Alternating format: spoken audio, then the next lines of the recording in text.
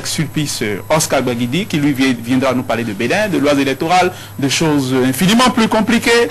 Le titre de sa chronique ce mercredi matin, le titre de la chronique nationale, c'est « Divine volonté de la Cour constitutionnelle ».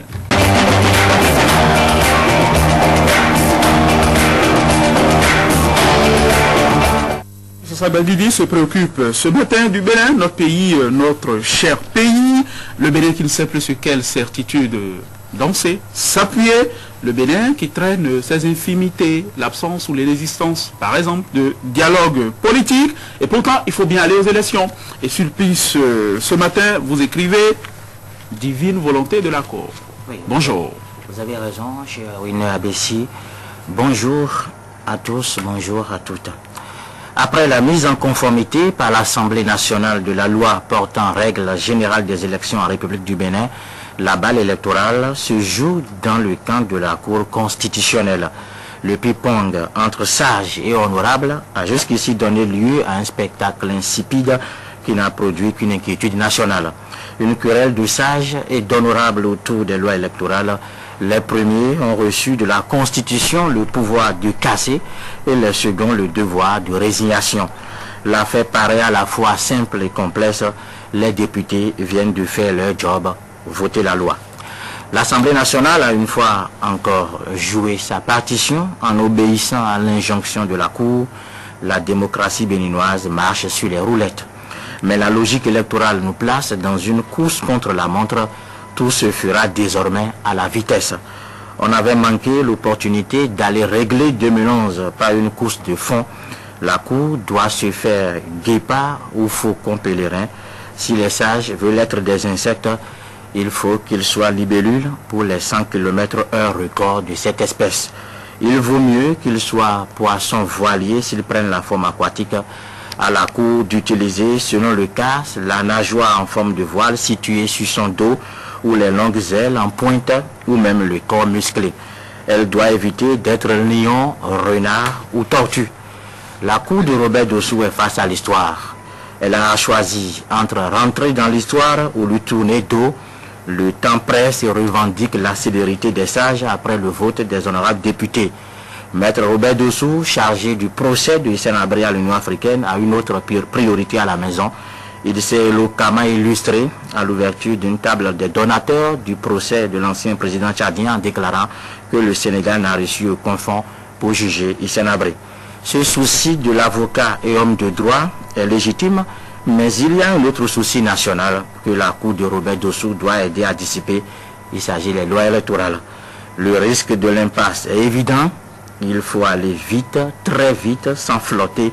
Le héros grec Achille ne rattrapera pas la tortue. Si celle-ci prend départ avant lui, nous tombons de plein pied dans le paradoxe formulé par Zénon Délé. Après avoir une première fois démoli les lois, la Cour de Robert Dossou a l'obligation de vite agir. S'il y a lieu de casser, il faut rapidement passer à l'acte et tout clarifier pour qu'on évite la perte de temps dans cette situation de retard prononcé. Si le test de loi est jugé constitutionnellement bon, alors il y a nécessité de vite débouter. Chaque seconde est précieuse et rend tout atermoiement périlleux. Les décisions de la Cour constitutionnelle ne sont susceptibles d'aucun recours, dispose l'article 124 de la Constitution en son alinéa 2. Elle peut lever son marteau et casser à volonté. Les souvenirs brûlants du destin tragique des lois électorales impitoyablement brisées en cascade alourdissent nos mémoires.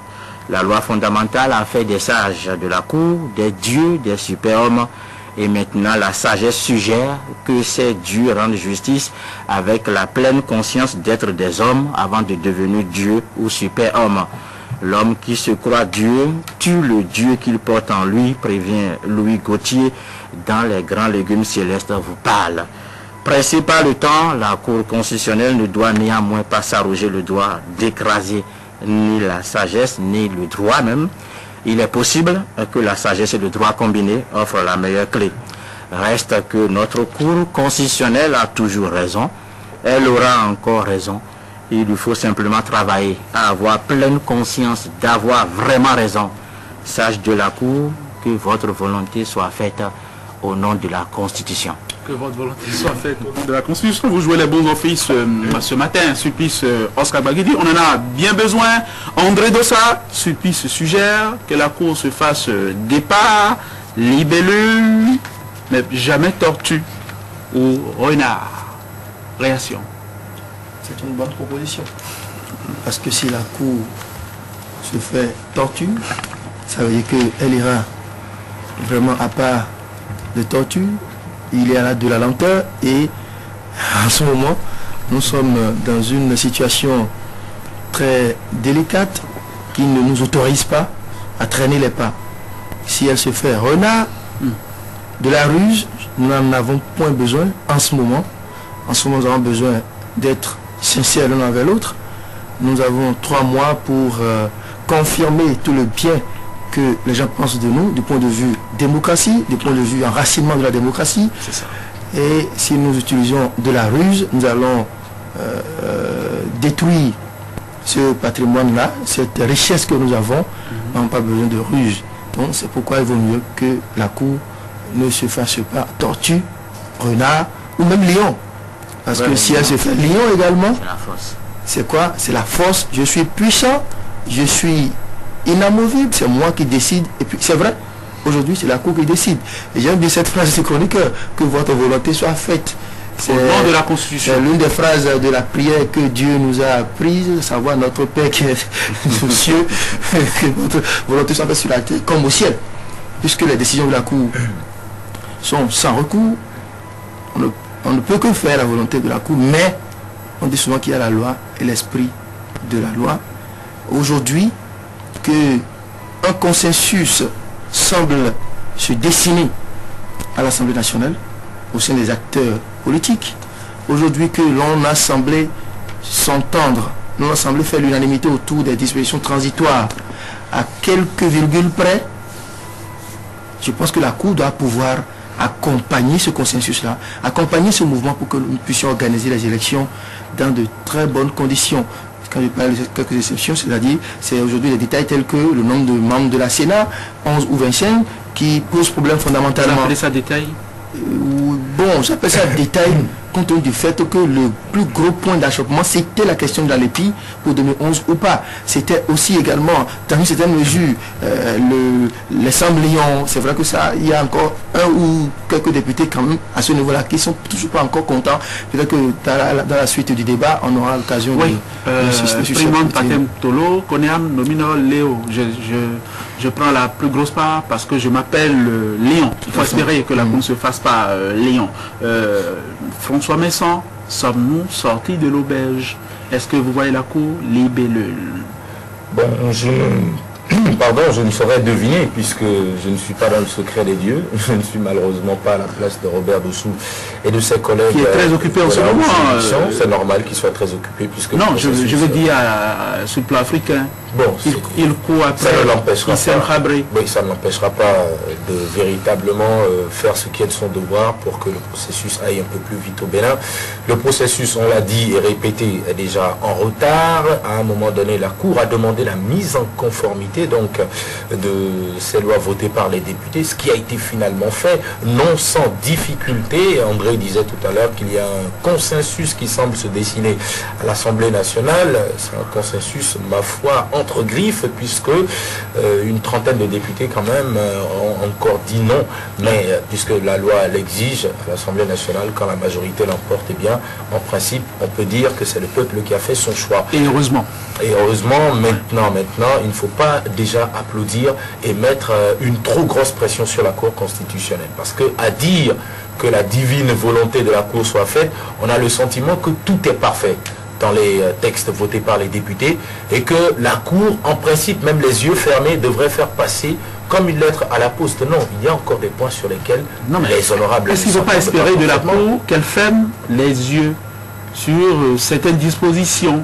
Justement, on en est là. Est-ce qu'elle va en arriver à fermer les yeux? C'est vrai qu'aujourd'hui, l'essentiel, c'est de faire passer le maximum pour qu'on en arrive quand même à poursuivre le processus, mais il y a des points sur lesquels on ne s'entend pas et sur lesquels la Cour pourrait peut-être taper du poing sur la table, on ne sait jamais. Cette question de 100 millions de francs CFA, par exemple, tous les Béninois ne sont pas unanimes là-dessus, les députés non plus. Il y a encore des poches de résistance en ce qui concerne le processus d'installation des membres du Parlement devant siéger à la Commission électorale nationale autonome. Heureusement que ça, c'est une autre étape. Je crois qu'aujourd'hui, la Cour, effectivement, doit faire son devoir, mais attention à ne pas estimer dans une certaine mesure qu'en cas d'échec, de nouvel échec, la Cour serait à 100% responsable. Non, peut-être qu'on n'a pas assez nettoyé et que, en tant qu'institution suprême devant quand même régir le fonctionnement de la démocratie dans le pays, la Cour sera obligée une fois encore de dire, écoutez, retournez encore à vos études, ce n'est pas encore totalement propre. Si je peux me permettre, François Messan, sur la question des 100 millions, la Cour n'avait pas cassé. C'est le gouvernement qui a demandé une seconde lecture. À partir de ce moment, on peut dire sur une question comme ça, on est plus avancé des hommes. C'est certes possible, mais il y a encore vraiment des petits détails sur lesquels la Cour pourrait encore ouvrir les yeux. Et là, la Cour pourrait sortir marteau et burin. Et on ne lui dira pas qu'elle a été Lyon, forcément. Non. Parce que là, il y aurait eu peut-être une part de raisonnable. Maintenant, ce qu'il faut éviter, c'est de donner raison aussi aux préjugés qui ont souvent précédé, malheureusement, des décisions qui, semble-t-il, étaient un peu controversées.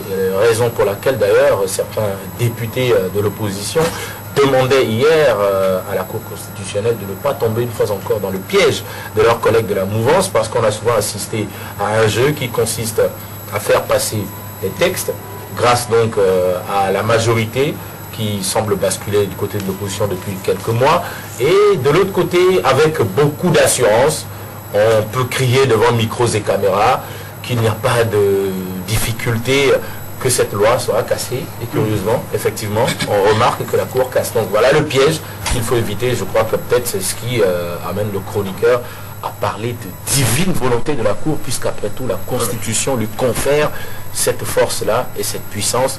Si elle dit non, malheureusement, on sera obligé de respecter. Oui, les décisions de la Cour constitutionnelle ne sont susceptibles d'aucun recours. C'est ce que dit, c'est ce dont dispose l'article 124 de notre Constitution, l'alinéa 2 de l'article 124 de notre Constitution du 11 décembre 1990. On a fait des sages de la Cour des dieux. On ne s'est même pas assuré qu'ils sont sages. Est-ce que c'est pas compliqué ça? Non, mais je pense qu'on s'est assuré d'abord qu'ils sont sages avant de les envoyer là-bas. Parce que on parle des sages de la Cour, c'est pas par hasard qu'on le dit. Vous avez dit leurs décisions sont sans recours, ce qui fait d'eux des dieux, si on pourrait dire. Maintenant, vous savez, Dieu, si tant est que les sages de la Cour sont des dieux, ils doivent quand même prendre les bonnes décisions parce que Dieu est bon. De ce point de vue-là, ils doivent prendre les bonnes décisions. Ils doivent essayer de rester dans la mesure, essayer de ne pas verser dans l'arbitraire. On n'a pas à enseigner aux sages de la Cour ces choses-là. Ils le savent. Je pense qu'ils posent leurs décisions, les actes qu'ils posent, c'est forcément dans ce sens-là. Le problème aujourd'hui, c'est que 2011 a pris un train à grande vitesse. Le temps presse. Nous sommes à quelques mois des élections présidentielles. Et il va falloir que la Cour essaie d'aller vite. Il va falloir que la Cour explique si elle est pour ou contre la décision des députés de l'Assemblée nationale. Mise en conformité, il faut vite faire parce que nous sommes pressés par le temps. Et puis, la Cour, les sages de la Cour sont là pour protéger la loi fondamentale. Et cette loi fondamentale exige qu'on ait des élections présidentielle en 2011, je pense qu'on ne peut pas vouloir quelque chose de son contraire. Si tant est que les sages sont là pour protéger cette loi fondamentale, ils doivent faire l'essentiel pour qu'on soit dans les délais, pour qu'on organise les élections à bonne date. Ça, c'est un impératif constitutionnel aussi. C'est ce que vous nous dites. Oui, c'est ça.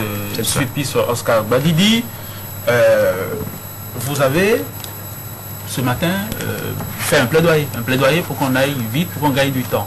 Mais est-ce qu'au regard de tout ce qui s'est passé ces temps-ci, on ne peut pas être raisonnablement inquiet?